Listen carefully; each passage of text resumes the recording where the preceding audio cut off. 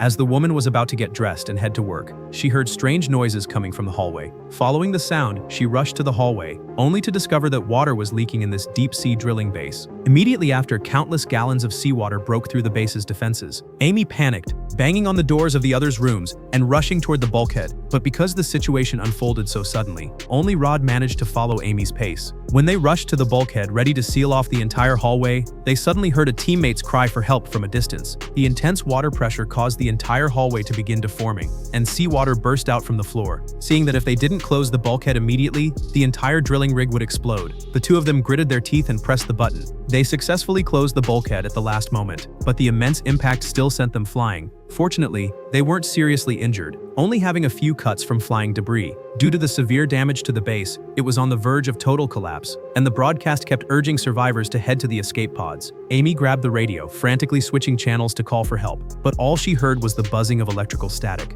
They had no choice but to grab some medication and rush toward the escape pods. Amid the violent shaking, the base was in complete chaos, with debris constantly falling from the ceiling. They had to avoid the collapsed passages as they moved forward. As they crawled through a narrow stretch of rubble, Amy vaguely heard a cry for help from behind. Following the sound, they found Paul, buried under the debris. After clearing some of the rubble above him, they rescued Paul from beneath. The three of them then struggled to crawl through the narrow passage. The passage was filled with the lifeless bodies of their teammates crushed under slabs of rock. Despair and sorrow enveloped them, as if the pressure of the deep sea itself weighed on them. In order to survive, they could only encourage each other to keep crawling forward. Finally, after crawling out of the passage, they found the escape pod area ahead. The three of them rushed toward it in a panic, only to despairingly find that the escape pods had already disappeared, with the captain sitting motionless in place. From the captain, they learned that he had sent off over 20 survivors, and only 6 of them remained in the drilling rig. Even worse, the collapse of the upper deck had caused the cooling tower to vanish as well. In 30 minutes, the drilling rig's power core would explode, and everyone would die in the explosion. This conclusion plunged everyone into endless despair. At this moment, the captain made an extremely crazy decision. He said that walking to the Robeck base several kilometers away might offer a chance of survival. They would need to first walk to a transfer station to replenish their oxygen before heading to the Robeck base. Walking on the dark seafloor was already full of dangers, and with the risk of oxygen depletion, it was almost a one-way trip. Just as they were in disbelief, the broadcast transmitted even worse news. In a distress signal, mysterious growling noises were mixed in, and the control room began shaking violently. They had no choice but to agree to this crazy decision, and they headed straight for the diving area. They quickly stripped off their clothes, put on the specially designed diving suits, checked the oxygen tanks, and boarded the lift to head to the seafloor. As the elevator descended beneath them, the fear of the unknown made Amy tremble uncontrollably. When they finally reached the bottom, the outer hatch got stuck and could only be opened manually. Just as the captain pressed the emergency start button, a small amount of seawater suddenly surged in, and a tiny crack appeared on Rod's helmet. Before anyone could react, the immense water pressure hit them instantly, and Rod was reduced to ashes. This terrifying scene made Anne scream in shock, and Amy was overwhelmed with deep fear. It wasn't until the captain's shout woke her that she forced herself to jump off the platform despite her terror. When she finally entered the next elevator, Amy realized that Rod had already noticed the problem with the diving suit while checking it, but he still handed her the intact helmet. A wave of self-blame immediately overwhelmed her. As the elevator continued descending, a distress signal suddenly appeared on the screen. Realizing there were survivors, they stopped the elevator at the platform where the signal was coming from. Paul and Jack put on their oxygen helmets and stepped out of the elevator to investigate. Through the live footage sent back by the two, the three of them closely observed the surroundings. But when they arrived at the distress signal location, they only found an escape pod entangled in algae. Seeing there was nothing else, the two turned to return to the elevator. At that moment, they discovered a human corpse tangled in cables. What was even stranger was that the back of the corpse resembled the algae on the escape pod. Realizing something was wrong, the three hurriedly prepared to call them back, but it was too late. After bringing the monster's body back to the elevator, they discovered that they had never seen such a bizarre creature. Before they could study it further, the elevator suddenly lost power, and the surroundings were plunged into complete darkness. Immediately after, they heard the sound of the monster's growls and its attacks on the elevator from above. Everyone nervously raised their flashlights and looked out the window, only to see an adult monster crouching outside the elevator. What was worse, the drilling platform above exploded, and the elevator rapidly plummeted toward the seafloor. They hurriedly put on their diving suits, and in the last second before the elevator crashed to the bottom, they leaped out, but they didn't dare to stop. The falling debris from above could crush them at any moment. In the pitch-black seafloor, all they could do was support each other and run toward the transfer station. They didn't know how long they had been running, but they finally stumbled into the transfer station, breathing a temporary sigh of relief. The bad news was that Jack's oxygen scrubber had been damaged by falling debris while they were running. Fortunately, Jack didn't show any severe signs of oxygen deprivation. Just then, footsteps echoed above them on the steel plates, and the monster was still following them. Amy quickly activated the transport system and called for a transporter.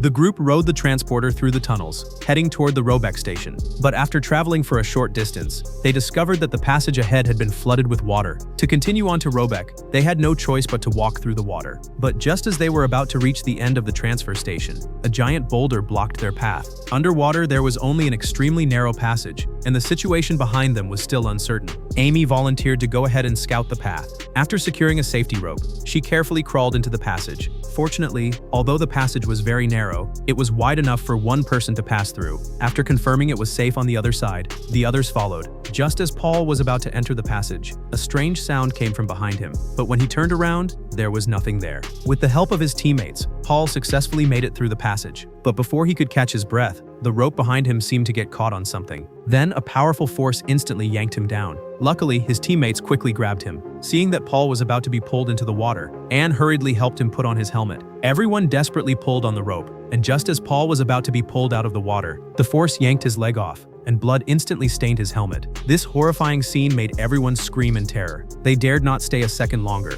turning and running frantically deeper into the water, trying to escape the terrifying area. When they reached the control room of the transfer station, Paul's death felt like a heavy stone pressing down on their hearts. The communication equipment here had long since stopped working, and even the glass had become extremely aged. The group had no choice but to compose themselves and prepare to continue the journey. Since Jack's oxygen scrubber was damaged, Anne had to help Jack follow the markings on the ground. The pitch-black sea ahead and the potential attacks from the monsters made Amy's nerves tighten even more. As she was observing the surroundings, a monster suddenly charged at them, then disappeared again. Seeing the monster hiding in the dark, waiting to ambush them, the captain quickly told them to turn off the lights. Then he activated the infrared device to locate the monster, but every time they spotted its shadow, it would vanish instantly. What was worse, Jack had quietly been dragged away by the monster without anyone noticing. The three of them hurriedly chased after the monster, which dragged Jack into a cave before disappearing again. The captain immediately crawled in, ready to bring Jack back. Fortunately, Jack was not harmed by the monster, but had fallen unconscious. After rescuing Jack, the captain turned to go back for his gun,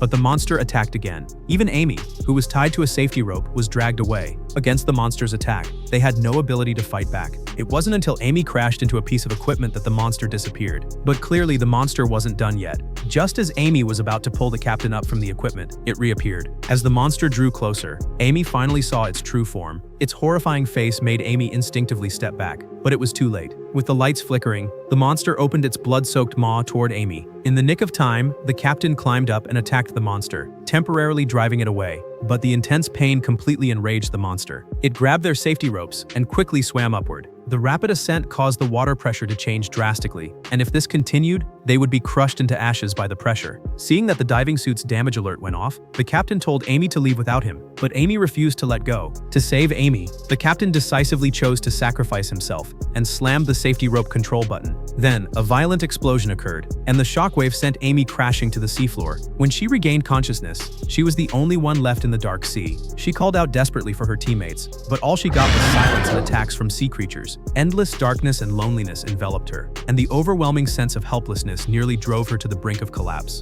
Just then, by chance, she discovered an abandoned drilling platform, where she got a brief moment of respite. She then used the communication device to call out to her teammates and the surface tower, but again, she was met with silence. Fortunately, she found a diving suit and a flare gun in the base. With renewed courage, she set off again with her teammates' remains. She walked toward the Robeck station while calling out to her teammates on the communication channel. Not long after, she suddenly heard Anne's voice, and drag marks appeared on the ground. Amy hurriedly followed the marks and soon discovered Anne, dragging Jack along with difficulty. When Anne saw the shadow coming toward her, she screamed in fear. It wasn't until Amy knocked her down and reassured her that Anne dared to open her eyes and check the situation. The joy of their reunion briefly eased their anxiety, and they continued dragging Jack forward. After a long and difficult journey, the three finally reached the Robeck base. Just as they joyfully ran toward the base, the scene before them froze them in place. Above the entrance passage, countless monsters were in a dormant state. The two quickly turned off all the lights. With escape within reach, they could only grit their teeth and carefully move toward the entrance. Looking at the monster's arm floating in the seawater ahead, the intense fear nearly made the two of them unable to breathe.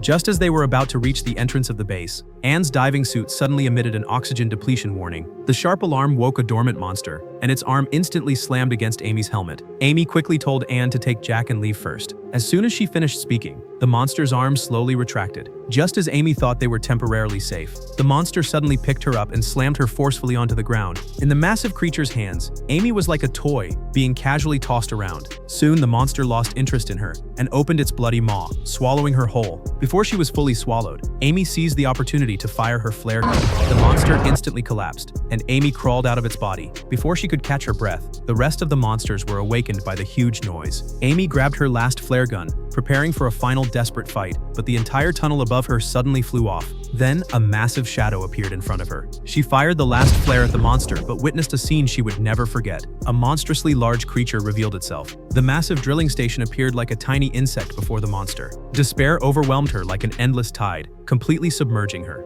As the monster was about to attack, Amy panicked and ran back toward the base. But the shockwave created by the monster's simple movement sent Amy flying several hundred meters. Fortunately, Anne discovered Amy, who was unconscious at the entrance, and desperately dragged her back into the base. At this point, Amy's diving suit also issued a warning, but her helmet was jammed due to the violent impact. Seeing she was about to suffocate from lack of oxygen, Anne grabbed a nearby fire extinguisher and smashed it down, allowing Amy to breathe again. The three of them supported each other and rushed toward the escape pod, but the monster began attacking the base. The base shook violently, and its collapse became inevitable. After a long struggle, the three finally reached the escape pod area, but Amy found that only 2 intact escape pods remained. In an instant, she decided to stay behind to give Anne and Jack a chance to survive. After placing Jack in one of the escape pods, Amy handed over her teammates' belongings to him, telling him to take them back to the surface. After sending Jack off, Anne wanted to have Amy leave first, but Amy's attitude made her realize something was wrong. Seeing that Anne wouldn't stay behind, Amy forcefully punched her. She then quickly placed Anne in the escape pod and launched it. At that moment, the monsters began their final round of savage attacks. As Amy sat alone in the base, quietly awaiting death, she suddenly noticed something was wrong. The giant monster began to change direction and led the smaller monsters toward the escape pods. Realizing that if she didn't act, her teammates would perish in the deep sea, Amy made a desperate decision. She decided to detonate the drilling station's core energy to kill the monster. As the monster swam toward the escape pods, the drilling core began to power up rapidly. During the countdown to the explosion, Amy closed her eyes, quietly awaiting the outcome.